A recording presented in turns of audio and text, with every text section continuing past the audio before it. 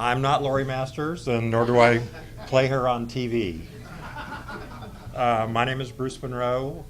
I know a lot of these stories firsthand, except for Don Mason's, because I was a really young tyke, probably not even out at the time of the Village Station raid. And certainly Dallas wasn't even on my radar at the time. My story begins in 1986, I think.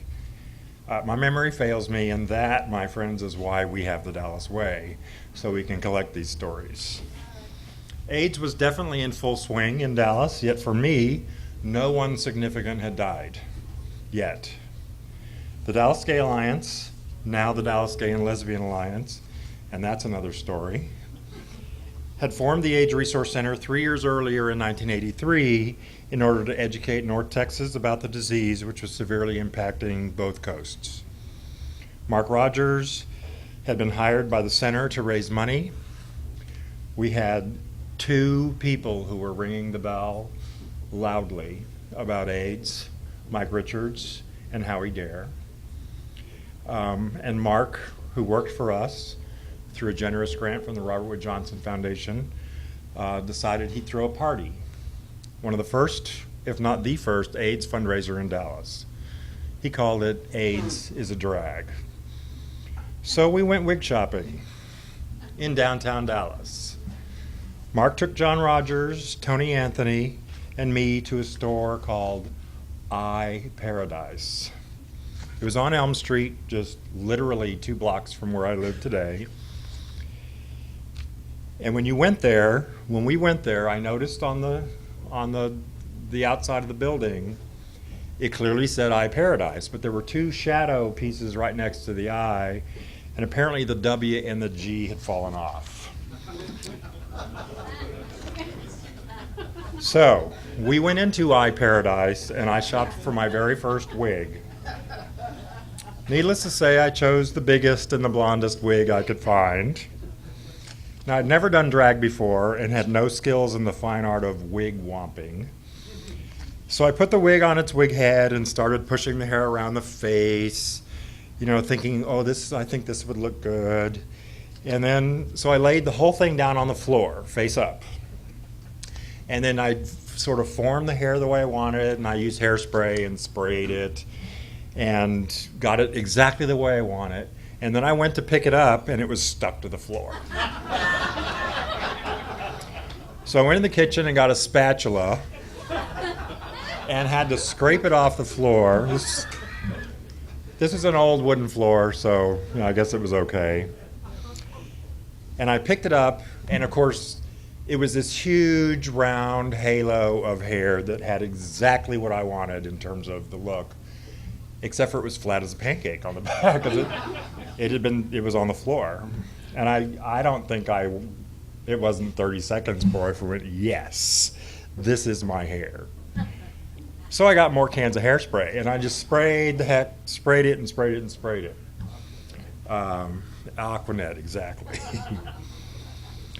Lo and behold, I had this beautiful blonde halo, and the face was perfect. The way it wrapped around my face, I was so thrilled. I completely lost it. I had a total gay moment. I think today we call it I nailed out. It was perfect. I called Mark Rogers, I called John Rogers, and I said, I think I've got it. So I bought more cans of hairspray and sprayed it again and again and again. So our event was scheduled for a Saturday night, the night after Halloween, and I was one of about 25 hosts of the party. We were tasked to transform an empty design space at the Design Center. I think it became the Party Palace for quite a few years afterwards. And while putting the party together, I met many people who I now count as friends today, 26 years later, including Buddy Molyneux and other people who I had no sort of context for connecting with them. But Mark Rogers knew lots and lots of people. And one of the loveliest things about Mark Rogers was that he didn't care whether you supported the AIDS Resource Center or the Oak Lawn Counseling Center, which at the time were completely different camps of people. If you supported the Oak Lawn Counseling Center, you it was doubtful you supported the AIDS Resource Center. It was just different times, different missions. We were all working toward the same good. But Mark didn't care, and he put us all together to put this party together. And that was one of the best things about that party in the beginning. But he and one of our other hosts, John Rogers, they both had friends in Austin. And they were also planning an event on Halloween weekend for AIDS Services of Austin. But their event was on Friday night, Halloween, the day before our party. We all wanted to go, but we had our own event here in Dallas the next day on Saturday. So what to do? So we decided we'd do both, which meant we had to have our Saturday party ready to go a full day early. Now, if any of you have ever done party planning, that's an impossible task. But we did, and then we left town, which is unthinkable.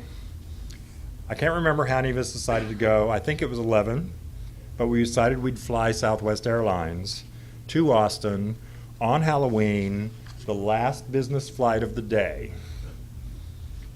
so that we could attend their party that night, and then we'd fly home early Saturday morning and then put the finishing touches on our party and have a party in Dallas on Saturday. And we decided we'd fly in drag. Hey, it was Halloween. Even Southwest flight attendants wore costumes on Halloween, didn't they? Well, getting 11 drag queens ready at the same time and getting them to Love Field and through security in time for our afternoon flight was no easy task. And if you ever needed proof that God exists, here it was. We made it. Yes, some of the flight attendants wore costumes, something like pirates, I recall. Not much, an eye patch here, a bandana there, throw in an ARG, and you have a pirate.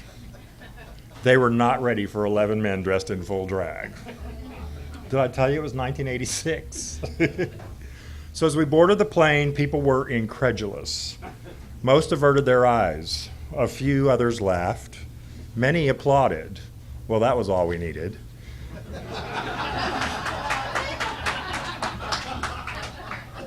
So we vamped down the aisle. 3 dear friends, Keith Snow, Tony Anthony, and Bob Browning, all dressed in identical wigs and hats as Debbie Reynolds. Only the colors of their dresses were different. I recall one rushed down the aisle, turned around, screamed back to the others, "Hey, Debbie, what's the capital of Wyoming?" And the other two responded in unison, "W." The other passengers ate it up. So now we're looking for our seats. Way back in the smoking section. Yes, it was that long ago. We found enough empty seats. 3 of my friends sat in the rear bulkhead facing the back. Facing me, I had to sit between 2 businessmen dressed in suits. The others sat across the aisle in various seats, and the 3 Debbies, of course, sat together. The 2 businessmen would have nothing to do with us. To say they were unhappy is an understatement. I think we've seen all the posts about who you sit next to on a plane today, but thank God Facebook and other media weren't around at the time. They simply opened up their newspapers and shoved their faces in it and decided they were going to ignore what was going on around them. Did I tell you my hair was big? Like really big. And flat. Really, like flat. My hair was so big that both businessmen had to lean away from me so they wouldn't poke their eyes out with my hair. So we take off, and a few minutes later we hear softly, bing, bing, and one of my seatmates proceeded to light up a cigarette. I turned to him and I said, "Oh, I wouldn't do that if I were you." He asked, "Why not?" I pointed my hair and said flatly, 10 cans of hairspray. Lone survivor recalls fireball shooting down the aisle. He started laughing. And the other businessman's newspaper was visibly shaking. He put it down in tears, laughing, and said, "I give up, I give up." At least I'll have a story to tell my grandkids. And I said, "Great, you can help me finish my nails." And to my surprise, he did. The rest of the flight, we're talking 40 minutes, was fairly normal. If normal means free drinks from the flight attendants, and if normal means having a runway show up and down the aisle with the passengers voting for most real.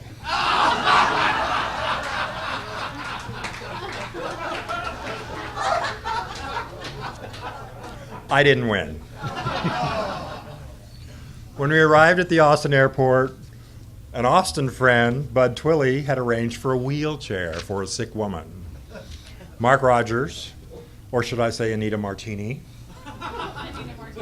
threw herself into that chair, and Bud whisked her out of the airport so fast to an awaiting limousine, of which all of us rode away in the blink of an eye out of Austin Bergstrom Airport. Austin didn't know what hit him. We had a great time at the party that night in Austin. And the next morning, a friend of John Rogers, David Betty Bandis, presented me with a large pizza box so I could properly carry my wig back to Dallas. That night, AIDS is a Drag proved to be a great hit. I recall we raised about $25,000 for the AIDS Resource Center. Unheard of. And I made a lot of friends, and I made a lot of memories, and that's the way it was. Thank you.